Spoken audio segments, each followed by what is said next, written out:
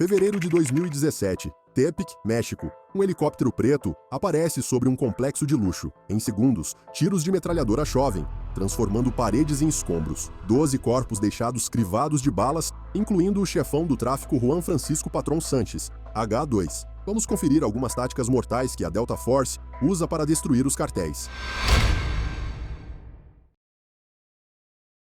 They are the Army's Tier 1 Special Missions Unit, known as Delta Force, or simply the unit. Yeah, they go by many names, all of them unofficial. 19 de novembro de 1977, Fort Bragg, Carolina do Norte. Enquanto a maioria dos americanos está focada nos preparativos para o Dia de Ação de Graças, algo totalmente diferente está tomando forma nesta base militar. Um pequeno grupo de soldados, escolhidos a dedo, está em posição de sentido, enquanto o coronel Charles Beckwith inaugura uma nova unidade, uma que tecnicamente não existe. Este é o nascimento da Delta Force, a resposta definitiva da América à crescente ameaça do terrorismo. Mas o que os cartéis não sabiam era que esta unidade secreta acabaria se tornando seu pior pesadelo. Mas para entender a Delta Force, você precisa entender o homem que a criou. O coronel Beckwith era o tipo de homem que sobreviveu a uma bala calibre .50 no Vietnã, depois que os médicos o consideraram um caso perdido. Ele quase morreu de uma infecção bacteriana enquanto comandava as tropas britânicas do SAS na selva da Malásia, apenas para voltar mais forte. Quando Beckwith, mais tarde, sentou-se em uma entrevista para falar sobre seu tempo no Vietnã. What kind of fighters are the Viet Cong that you met here? I would give anything to have 200 of them under my command. They're the finest soldiers I've ever seen. The Viet Cong. That's right. They are dedicated and they're good soldiers. They're the best I've ever seen. Qualquer um que assistisse poderia dizer que as engrenagens estavam girando em sua cabeça. Ele estava convencido de que a América precisava de algo ainda mais letal, uma unidade composta inteiramente por operadores experientes, que pudessem funcionar de forma independente nas condições mais adversas imagináveis. O processo de seleção da Delta que ele projetou foi feito para encontrar os raros indivíduos que já tinham o que era preciso e então empurrá-los além de seus limites, para revelar suas verdadeiras capacidades. Mas tornar-se um operador da Delta é quase impossível. Primeiro, os candidatos já devem ser soldados de elite, geralmente Rangers ou Green Berets, com anos de experiência em combate. Então vem o processo de seleção, que quebra até os guerreiros mais resistentes. Um dos desafios mais notórios é a longa caminhada, uma marcha de 40 milhas por terreno montanhoso, carregando uma mochila pesando quase 23 quilos. À medida que os candidatos chegam a cada posto de controle, mais peso é adicionado à sua carga já esmagadora. Há um limite de tempo, mas os candidatos não são informados qual é, então eles simplesmente têm que se esforçar até o limite absoluto e esperar que seja o suficiente. Aproximadamente 90% dos candidatos falham nesta seleção, e daqueles que passam, muitos mais são eliminados durante o exaustivo curso de treinamento de operador de 6 meses que se segue. Um veterano da Delta descreveu a dor no pé durante a seleção como a sensação de ele ter sido amarrado a um cavalete de tortura e alguém ter batido nas solas dos seus pés com um taco. Outro lembrou como suas mãos formigavam por causa das alças da mochila cortando seus ombros, restringindo o fluxo sanguíneo para seus braços. Eu estava curvado para a frente contra o peso. Parecia que eu estava arrastando um trem atrás de mim. Mas a resistência física é apenas parte do que torna a Delta diferente. Esses homens são alguns dos melhores solucionadores de problemas do mundo e podem se adaptar instantaneamente a situações mutáveis, alternando entre força letal e contenção de precisão em meros milissegundos. Muitos candidatos à Delta experimentam a Casa dos Horrores, um complexo de $90 mil construído para testar operadores em cenários de contra-terrorismo e resgate de reféns. Agora, por décadas, os cartéis governaram através do medo e da violência, acreditando-se intocáveis. Mas eles não contavam com homens treinados especificamente para fazer o impossível. Homens que podiam navegar por túneis escuros como Breu para capturar El Chapo ou conduzir ataques de precisão em áreas urbanas repletas de olheiros do cartel. A Delta Force é a ponta da lança da América contra os criminosos mais perigosos do planeta. E embora suas operações permaneçam em grande parte confidenciais, seu impacto tem sido devastador para a liderança dos cartéis em todo o mundo. E essas habilidades logo seriam postas à prova final, quando eles batessem de frente com algumas das operações de cartel mais implacáveis da história moderna. Chaotic scenes at the funeral service for Pablo Escobar. Drug trafficker, billionaire, killer, but a hero to thousands in his home city of Medellin. The guns that surrounded him in life surrounded him in death, though brandished now by the military that hunted and shot him. Novembro de 1993. Medellín, Colômbia. O mais poderoso chefão das drogas da história está sentado em um esconderijo modesto, observando o pôr do sol sobre a cidade que ele um dia governou como rei. Pablo Escobar, que já valeu bilhões e foi responsável por 80% do comércio de cocaína dos Estados Unidos, é agora um homem caçado, tornando-se mais desesperado a cada dia. Esta é a Operação Heavy Shadow, a história de como os soldados de elite da América caçaram o chefão das drogas mais notório do mundo. E para os cartéis, marcou o momento em que aprenderam que não havia lugar onde pudessem se esconder. 1989, Colômbia. Pablo Escobar estava no auge de seu poder, com uma riqueza estimada em 30 bilhões de dólares. Ele havia assassinado políticos, explodido um avião comercial com 107 pessoas a bordo e colocado uma recompensa de $2.000 por cada policial morto. A Colômbia estava lutando contra um narcoterrorista em grande escala, mas quando a pressão aumentou sobre as autoridades para fazer algo a respeito, Escobar decidiu fugir para a Bolívia, pensando que a distância o manteria seguro. Uma equipe de leopardos bolivianos, agentes do DEA e Navy SEALs, invadiu um rancho onde a inteligência dizia que ele estava escondido, apenas para encontrar suas xícaras de café ainda quentes. Eles perderam Pablo e sua comitiva por minutos. Cansado de seus fracassos, o governo dos Estados Unidos decidiu então empregar seu recurso mais letal. O comandante da Delta Force, Jerry Boykin, recebeu uma ligação do general Bill Garrison, que mudaria a história. Eu quero que você vá até lá. Escolha algumas pessoas para levar com você. Mantenha isso pequeno. Boykin escolheu seus melhores homens, o líder de esquadrão, Gary Harrell, e os operadores Joe Vega, Tony Mafinas e Jack Alvarez para o que se tornaria a Operação Heavy Shadow. A missão deles tinha um requisito crítico. Eles precisavam permanecer invisíveis o tempo todo, e qualquer sucesso deles teria que parecer ser inteiramente de origem colombiana. Enquanto Harrell e Alvarez estabeleciam conexões com a polícia colombiana, os operadores Mafinas e Vega montaram um posto de observação de sniper com vista para o Vale de Medellín. Deste ponto de vantagem, eles podiam confirmar a inteligência coletada por aeronaves circulando acima. They had been hunting for him for 16 months. These elite police troops operating from their barracks in Medellín, led by officers whose identity was carefully concealed for their own protection. A Delta transformou as forças da Colômbia em uma arma letal. Na base militar de Tolamaida, 16 operadores da Delta submeteram 100 soldados das forças especiais colombianas a um curso de assalto brutal de 3 semanas. And the smuggled tape shows the mercenaries at work, teaching units of Colombia's drug armies how to kill, using the sophisticated weapons and equipment. Os colombianos aprenderam técnicas de combate em ambientes fechados, desenvolvidas na unidade militar mais avançada do mundo, preparando-os para os ataques de alta intensidade que estavam por vir. Enquanto isso, a atividade de apoio à inteligência, com o codinome Centra Spike, implantou aeronaves Beechcraft com equipamento de vigilância oculto sobre Medellín. Esses aviões não eram comuns. Sua envergadura era 15 centímetros maior que o normal, escondendo antenas de escuta sofisticadas. A tecnologia era revolucionária. Agentes da ISA usaram dispositivos que imitavam torres de celular, interceptando as chamadas de Escobar e identificando sua localização com precisão de até 200 metros. Isso foi em 1993, quando a maioria dos americanos estava vendo telefones celulares pela primeira vez, mas a Delta já os estava usando para caçar líderes de cartel. A pressão estava aumentando e o mundo de Escobar estava encolhendo, mas desta vez eles pararam de pegar leve. 2 de dezembro de 1993.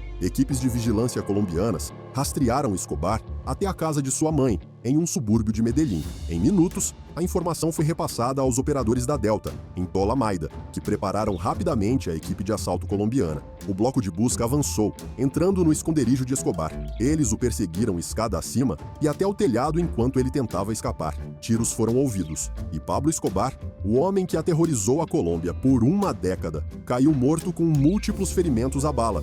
The very first message transferred over the radio was "Viva Colombia! We've just killed Pablo Escobar." E como planejado, o crédito oficial foi para as forças colombianas, mas os rumores de que um sniper da Delta foi quem realmente deu o tiro fatal persistiram por anos, mas o comandante Boykin, mais tarde, teria apenas uma palavra quando questionado sobre essas alegações. Não, A verdade é que não importava quem puxou o gatilho. A Delta Force cumpriu sua missão através de algo mais poderoso do que balas. Eles construíram uma máquina que podia rastrear, localizar e eliminar qualquer um, em qualquer lugar. Era basicamente a arma perfeita contra os cartéis. A Operação Heavy Shadow mudou as regras para sempre. O fim de Pablo naquele telhado de Medellín deixou uma coisa clara para outros chefes de cartel em toda a parte. A Delta Force não erra duas vezes, mas alguns caras simplesmente não escutam. Enquanto a Colômbia ainda estava limpando a bagunça de Escobar, outro chefão estava silenciosamente construindo seu império nas montanhas do México. Mas esse cara não cometeria os erros de Escobar. Sem mansões chamativas, sem concorrer a cargos públicos, apenas túneis, subornos e uma habilidade incrível de desaparecer no ar. 8 de janeiro de 2016. Los Mochis, Sinaloa, México. Forças especiais da Marinha Mexicana tomam posições ao redor de uma casa branca comum. Lá dentro, Joaquim El Chapo Guzmán, o chefão das drogas mais notório do mundo, e um homem que já havia escapado de 2 prisões de segurança máxima, está dormindo. Os fuzileiros navais se movem com uma precisão que não é natural. Mas por que essa estratégia é tão familiar? Eles estão espelhando as da elite da Delta Force da América, porque foi exatamente quem os treinou. A Operação Black Swan estava prestes a derrubar o mentor criminoso mais esquivo da história moderna. El Chapo era praticamente uma figura fantasma. Onde Pablo Escobar ansiava por publicidade, El Chapo tinha uma abordagem muito mais discreta. Como chefe do cartel de Sinaloa, ele controlava um império global de drogas avaliado em bilhões, com operações em mais de 50 países. No entanto, poucas pessoas tinham visto seu rosto, e seu talento mais notável era desaparecer sempre que as autoridades se aproximavam. Em 9 de junho de 1993, as autoridades conseguiram capturá-lo na Guatemala e ele foi condenado a 20 anos de prisão. Mas depois de cumprir apenas 8 anos, ele desapareceu da prisão de segurança máxima de Puente Grande, supostamente escapando em um carrinho de lavanderia. Pelos 13 anos seguintes, El Chapo foi um fantasma. Ele se movia entre esconderijos nas montanhas de Sinaloa, protegido por um exército de olheiros, todos carregando rádios criptografados destinados a ocultar suas comunicações. E sua rede de espiões e informantes dentro da polícia mexicana significava que as operações eram comprometidas antes mesmo de começarem. Ya no andes acarreando a los policías, son los que ayudan, déjalos.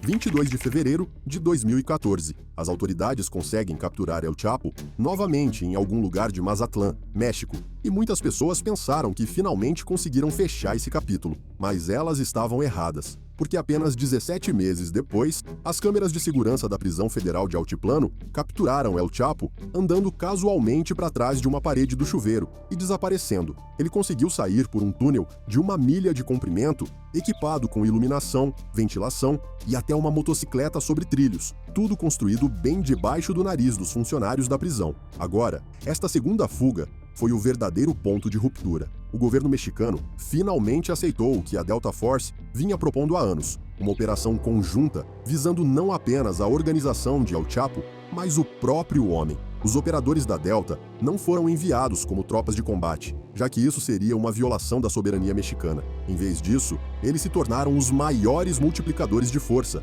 fornecendo conhecimento técnico, inteligência e treinamento que transformaram os fuzileiros navais mexicanos. ¡Sobre esa puerta!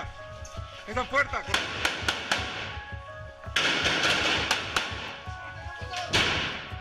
A Delta trouxe uma revolução nos métodos de rastreamento. Eles pararam de pensar em El Chapo apenas como um alvo e começaram a mapear toda a sua rede, membros da família, tenentes, construtores de túneis e até sicários. Cada conexão, então, se tornou uma vulnerabilidade potencial. A Delta implantou sistemas avançados de inteligência de sinais que podiam detectar e descriptografar comunicações. Eles instalaram sistemas de identificação biométrica e usaram drones pequenos e discretos para fornecer vigilância constante de locais suspeitos. Mas sua tática mais eficaz foi a estratégia de compressão. Em vez de irem diretamente atrás de El Chapo, eles alvejaram sistematicamente seus principais tenentes e equipe de segurança. Cada captura o forçava a se comunicar com mais frequência com seu círculo íntimo cada vez menor, criando mais oportunidades para interceptação. As paredes estavam se fechando. 8 de janeiro de 2016. Os fuzileiros navais mexicanos invadem o complexo em Los Mochis, tiros explodem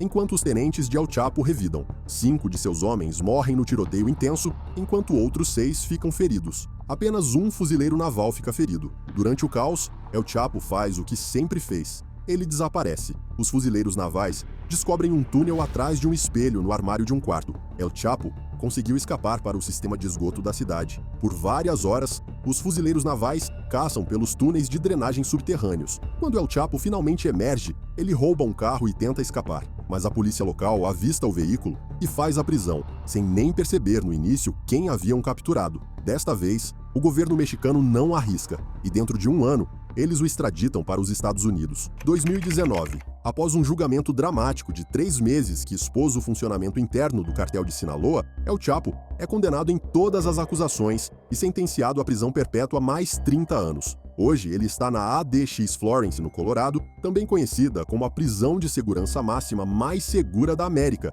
de onde a fuga é impossível. Mas enquanto chefões como Escobar e El Chapo ganhavam as manchetes, o trabalho mais eficaz da Delta contra os cartéis acontece na escuridão total, visando não apenas os chefes das organizações, mas também todas as redes que as mantêm funcionando. Isso é o que veremos a seguir. 4 de março de 2025, Washington, D.C., o Capitólio dos Estados Unidos. O presidente Trump sobe ao pódio. O que se segue é uma declaração de guerra aos cartéis. They have total control over a whole nation, posing a grave threat to our national security. The cartels are waging war on America, and it's time for America to wage war on the cartels, which we are doing. Com essas palavras, a abordagem da América no combate aos cartéis muda para sempre. 2 semanas antes, a administração designou 8 organizações criminosas latino-americanas como organizações terroristas estrangeiras, a mesma classificação dada a grupos como o ISIS e a Al-Qaeda. Para a Delta Force, essa reclassificação é revolucionária. As ferramentas, técnicas e autoridades anteriormente reservadas para terroristas no Oriente Médio podem agora ser implantadas contra os cartéis. Mas para entender o significado dessa mudança, você precisa olhar para trás, para como as operações anticartel da Delta evoluíram. Início dos anos 90, Colômbia. Caçar Pablo Escobar significava vigilância primitiva e coleta básica de informações. Quando a década de 2010 chegou, eles já estavam rastreando El Chapo usando interceptação de comunicações criptografadas e inteligência de sinais avançada. Mas agora, em 2025,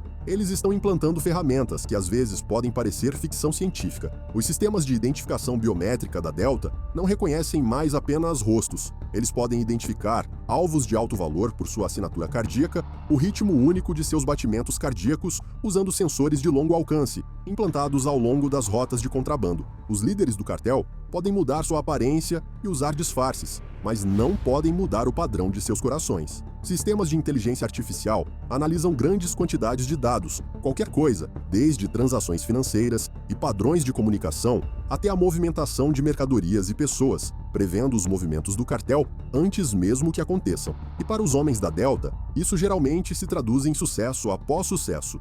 About 29 top Mexican cartel members who have been extradited here to the US that happened last night. 5 dias após o discurso do presidente, as autoridades mexicanas entregaram 29 líderes de cartel aos Estados Unidos em uma transferência sem precedentes, tanto em magnitude quanto em relevância. Entre eles estava Rafael Caro Quintero, o cofundador do cartel de Guadalajara e um dos fugitivos mais procurados do FBI. Este foi o resultado direto da pressão extraordinária aplicada pelas novas capacidades operacionais da Delta Force. Nos bastidores, a Delta Force estava fornecendo a inteligência que tornou essas capturas possíveis, inteligência coletada usando seus sistemas de rastreamento de última geração.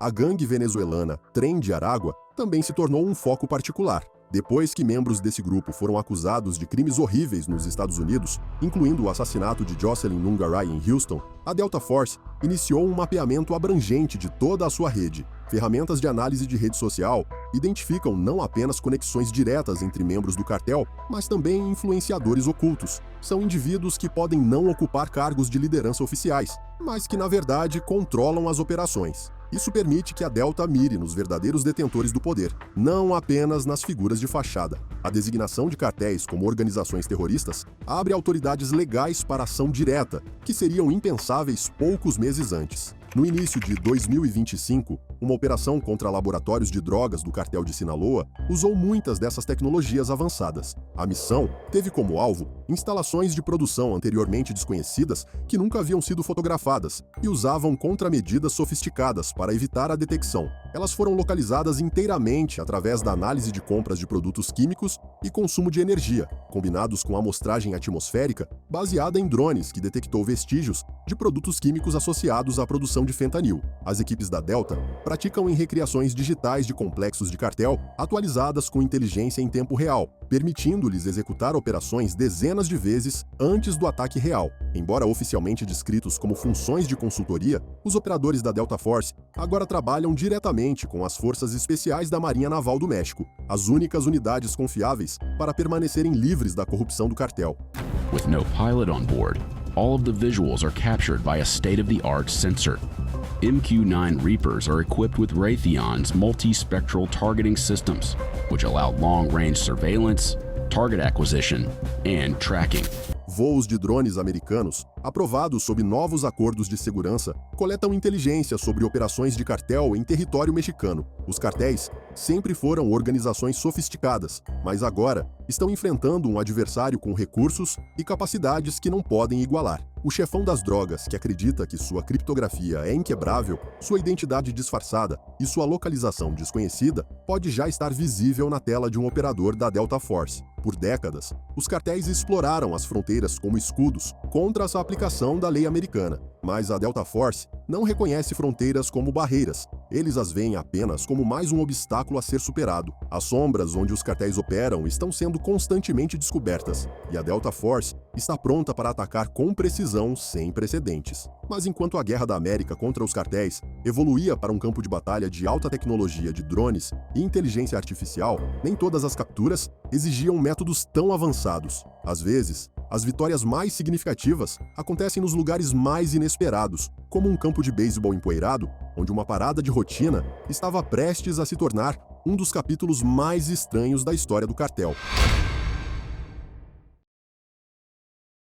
7 de outubro de 2012, Progreso, México. Um campo de beisebol empoeirado no estado de Coahuila, apenas 80 milhas a oeste da fronteira do Texas. Fuzileiros navais mexicanos se aproximam de um carro estacionado, onde um homem assiste ao jogo. Quando eles avançam, tiros irrompem, e 2 homens estão prestes a enfrentar as consequências de suas ações. Os fuzileiros tiram impressões digitais e fotos, procedimento padrão para membros de cartel não identificados, e então transferem os corpos para uma funerária local. Eles não têm ideia de que acabaram de matar Heriberto Lascano, conhecido como o Carrasco, bem como o fundador dos Los Zetas. Mas então, poucas horas depois, um comando armado invade a funerária. Homens de balaclava, armados com armas automáticas, ordenam que os funcionários se afastem. Eles então pegam o corpo de Lascano e desaparecem na noite. Pela manhã, quando os resultados dos testes confirmam sua identidade, as autoridades mexicanas ficam apenas com fotografias de um corpo que não possuem mais. Ao contrário de Pablo Escobar ou El Chapo, Heriberto Lascano não nasceu no tráfico de drogas. Ele foi treinado para o combate pelo próprio governo mexicano. Aos 17 anos, ele ingressou nas Forças Especiais do Exército Mexicano, onde aprendeu táticas militares avançadas, manuseio de armas e operações de contra-insurgência. Então, aos 24, ele desertou, levando seu treinamento de elite para o Cartel do Golfo, onde ajudou a formar seu braço armado, Los Zetas. O Cartel do Golfo não era uma operação amadora. Fundado nos anos 1930 para contrabandear o uísque para os Estados Unidos durante a época da Lei Seca, expandiu-se drasticamente nos anos 1970, e na época em que Lascano se juntou, controlava a maior parte do tráfico de drogas através do corredor de Matamoros para a América. Mas foi sob este homem, o chefe do cartel, Osiel Cardenas Guillén, que Los Zetas nasceu. Cardenas Guillén, que mais tarde seria preso em 2003 e extraditado para os Estados Unidos em 2007, tomou uma decisão que mudaria o cenário criminal do México para sempre. Ele recrutou desertores das Forças Especiais Mexicanas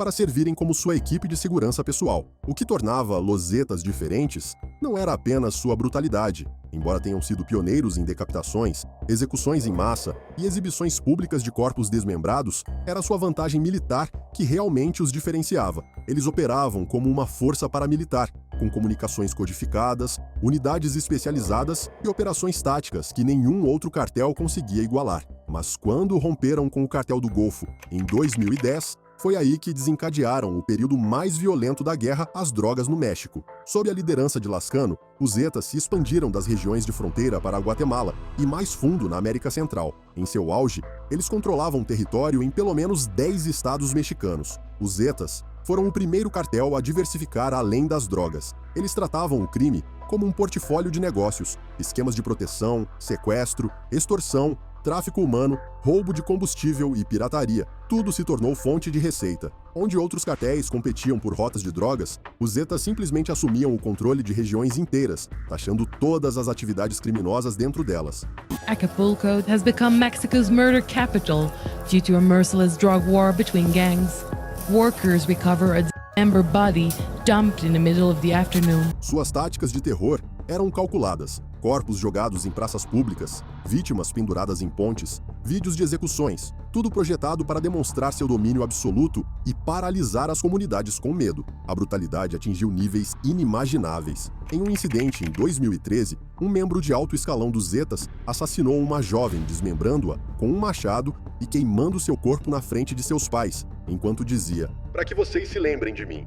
Ele então ordenou que a mãe fosse morta de maneira semelhante, enquanto forçava o pai a assistir, e então matou o pai também. Operadores da Delta Force, que haviam caçado terroristas no Afeganistão e Iraque, se viram estudando as táticas dos Zetas. Os paralelos eram inconfundíveis. Onde o ISIS usava as redes sociais para espalhar o medo, os Zetas usavam narcomensagens, faixas deixadas com corpos explicando por que foram mortos. Onde a Al-Qaeda criava campos de treinamento, os Zetas recrutavam ex-militares das forças especiais caibiles da Guatemala. Mas, como muitos líderes de cartel, Lascano vivia uma vida dupla. Em sua cidade natal, Pachuca, ele não era o carrasco, era um benfeitor que construía igrejas e hospitais. Em 2010, ele construiu a Igreja de Nossa Senhora dos Lagos, completa com uma placa, homenageando sua doação. A inscrição dizia: "Senhor, ouve minha prece, atende minhas súplicas, responde-me tu que és fiel e justo." Essa dualidade, assassino brutal e patrono da comunidade,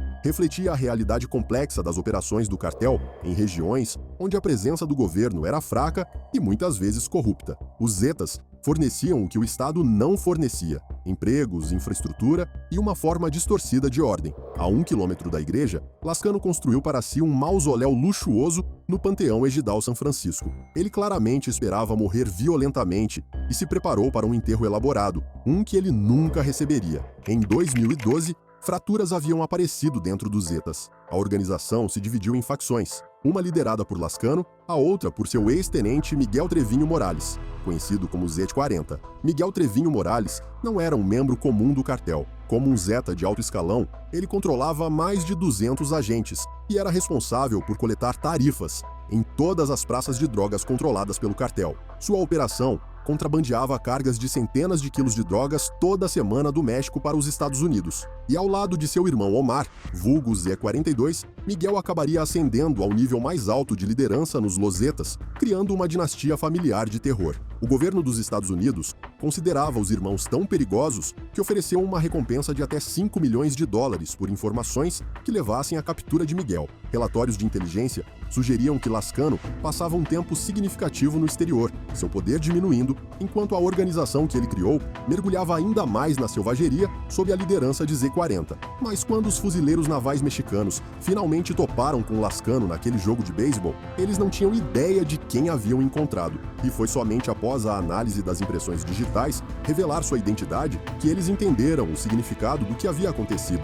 Mas a essa altura, seu corpo não estava em lugar nenhum. O roubo dos restos mortais de Lascano alimentou teorias da conspiração intermináveis. As pessoas se perguntavam se ele fingiu sua morte e se ainda estava por aí em algum lugar. O governo mexicano divulgou fotos da funerária mostrando seu corpo sem vida, mas a dúvida persistiu. Na realidade, o roubo do corpo tinha uma explicação mais simples. Los Zetas, fundado por militares, mantinha um código de honra distorcido. Eles não deixariam seu líder ser exibido como um troféu pelo governo. Assim como haviam roubado corpos de companheiros caídos antes, eles levaram Lascano para lhe dar seu próprio enterro. Localização desconhecida. Os operadores da Delta Force, que acompanhavam o fim dos Zetas, viram lições valiosas em sua ascensão e queda. A organização havia sido construída sobre expertise militar, mas acabou colapsando por dentro. Apesar de sua sofisticação tática, os Zetas careciam de visão estratégica. Sua brutalidade gerava medo, mas também unia seus inimigos, tanto cartéis rivais quanto forças do governo.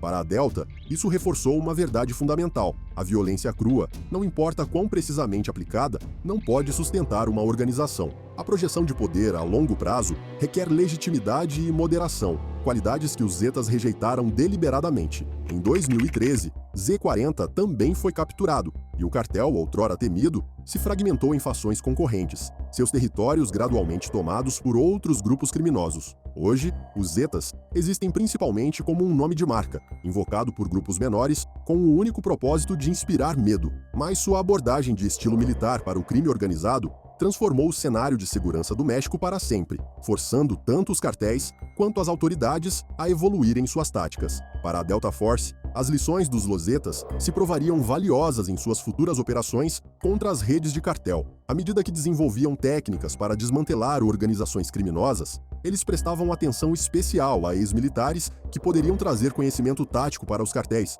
assim como Lascano fizera décadas antes. E o próximo caso desta lista prova o quão longe a Delta Force chegou desde então. 9 de fevereiro de 2017, Tepic, México. O sol mal nasceu quando helicópteros militares aparecem no céu sobre uma casa chique no meio de um bairro movimentado. E o que acontece a seguir é algo que os moradores locais nunca viram antes.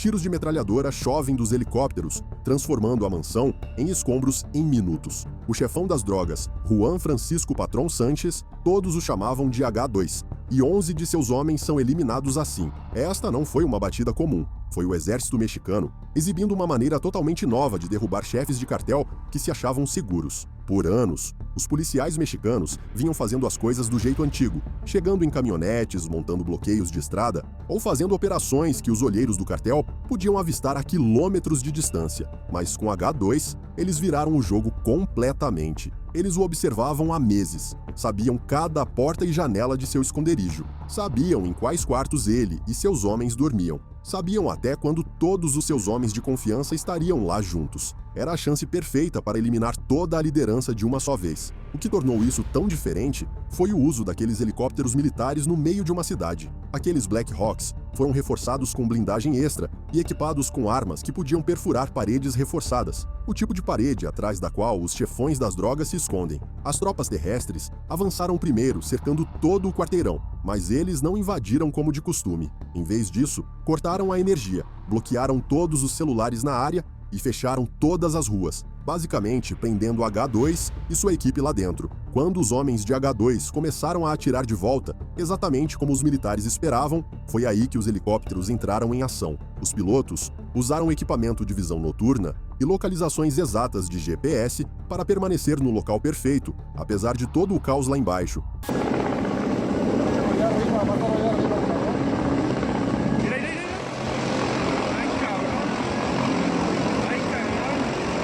E a melhor parte desse plano é que nenhuma pessoa inocente se feriu, embora isso tenha acontecido em um bairro lotado. Os militares haviam estudado até para que lado o vento costuma soprar, para garantir que vidros quebrados e detritos não voassem para as casas vizinhas, e cada helicóptero atacou de um ângulo específico para evitar atirar em direção a outras casas. Isso foi atencioso. O que a maioria das pessoas não sabe é que semanas antes da operação, equipamentos especiais vinham captando e decodificando todas as ligações e mensagens de H2. Eles sabiam exatamente quem estaria na casa e quando. Mais tarde, vazou a informação de que especialistas americanos ensinaram as forças mexicanas a fazer isso. A Delta Force passou meses treinando-os em manobras de ataque com helicóptero originalmente criadas para combater terroristas em cidades. E os resultados falaram por si. Nenhum civil ferido, nenhum soldado perdido. E toda a equipe de liderança de H2 foi para casa do caralho em menos de 15 minutos. Para outros chefes de cartel,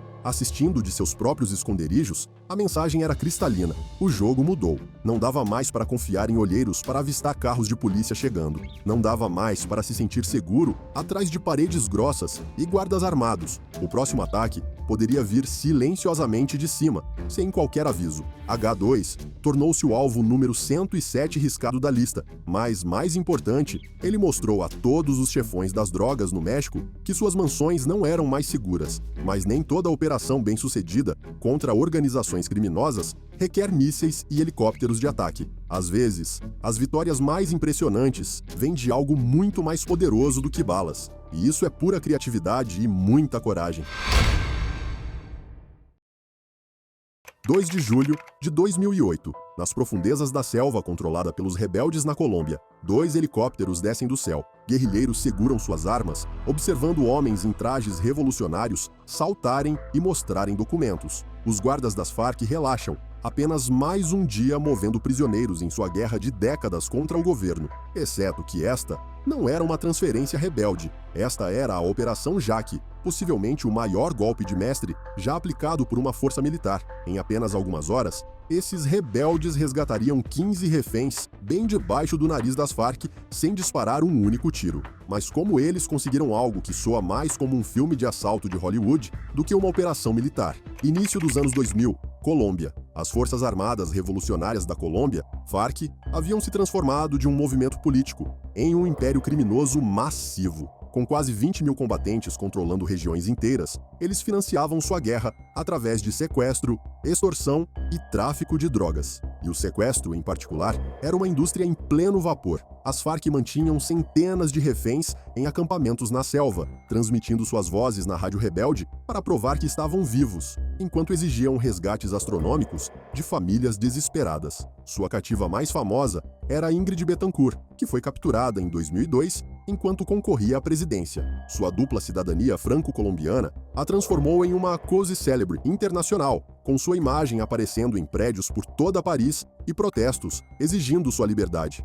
Foi para dizer-me, me van a matar, e não me despedi de meus filhos. Mas Betancourt não estava sozinha. Outros 14 reféns de alto perfil estavam detidos com ela, incluindo 3 americanos, os prestadores de serviço de defesa Keith Stanzel, Mark Gonçalves e Thomas House. O avião de vigilância deles caiu em território das Farc em 2003 e eles estavam acorrentados em acampamentos na selva desde então. There was a time that when I slept, I would dream that I was free. That time was only a few days ago. It feels so good to be free here now.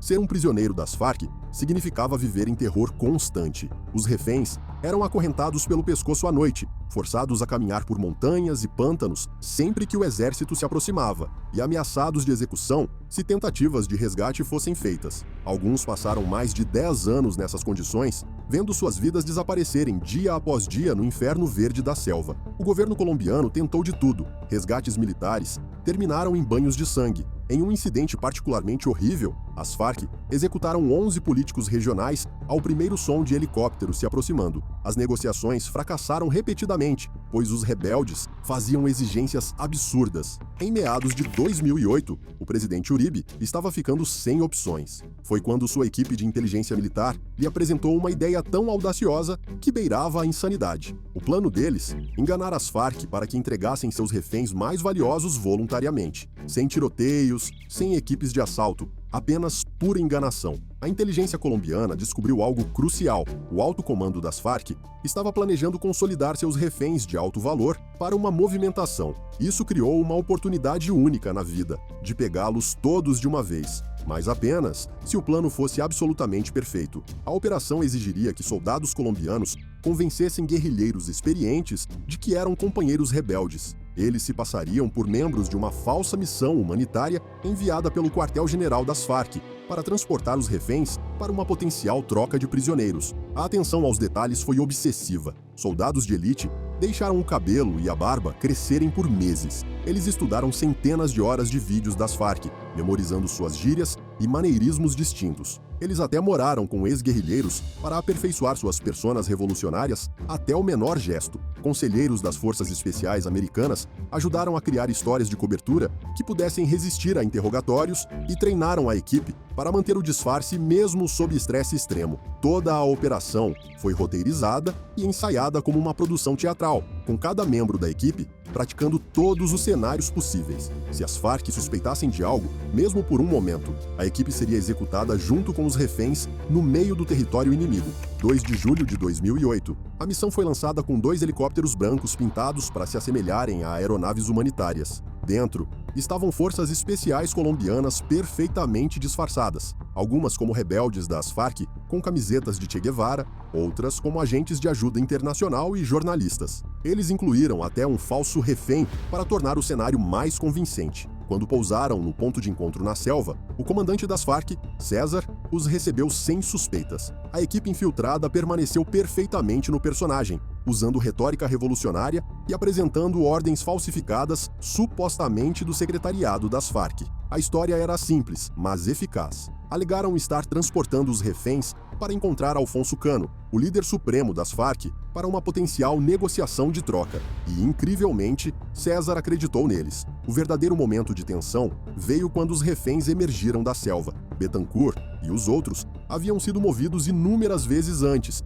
e não tinham razão para pensar que isso era diferente. Os soldados tiveram que manter seu disfarce não apenas com os guerrilheiros, mas com as próprias pessoas que estavam lá para salvar. Mas, quando o embarque começou, uma complicação inesperada surgiu. O comandante César e seu tenente anunciaram que iriam junto. A equipe não podia recusar sem estragar o disfarce. Então, receberam os 2 guerrilheiros a bordo, sabendo que isso tornava tudo infinitamente mais perigoso. Uma vez no ar, a operação atingiu seu momento crítico. A um sinal, os soldados disfarçados rapidamente dominaram os 2 comandantes das Farc e revelaram suas verdadeiras identidades aos reféns atordoados. Eles estavam finalmente livres. Inside the helicopter, one of their rescuers in disguise yells, "We're the Colombian Army and..." Están libres ahí.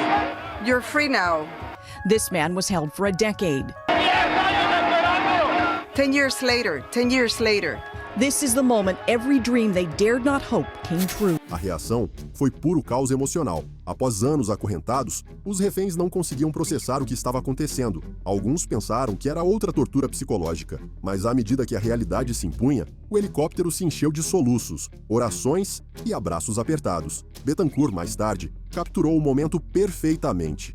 O helicóptero quase caiu do céu porque estávamos pulando para cima e para baixo, gritando, chorando, abraçando uns aos outros. A Operação Jaque foi bem sucedida além de todas as expectativas. Nenhuma baixa, nenhum tiro e 15 reféns resgatados. E para completar, 2 comandantes das Farc agora estão sob custódia, e o resto da unidade guerrilheira ficou olhando para o céu, sem perceber o que realmente aconteceu, até que os helicópteros fossem apenas pontos no horizonte. O impacto psicológico nas Farc foi devastador. Suas comunicações supostamente seguras haviam sido comprometidas. Sua estrutura de comando havia sido imitada. Seus cativos mais preciosos foram arrancados de suas mãos, sem que eles nem percebessem o que estava acontecendo. Foi uma humilhação, da qual sua reputação nunca se recuperou. Para a Colômbia, marcou o início do fim do poder das Farc. O apoio público ao governo aumentou, enquanto a aura de invencibilidade dos guerrilheiros na selva evaporou. As deserções de suas fileiras se aceleraram à medida que os combatentes perdiam a fé em sua liderança.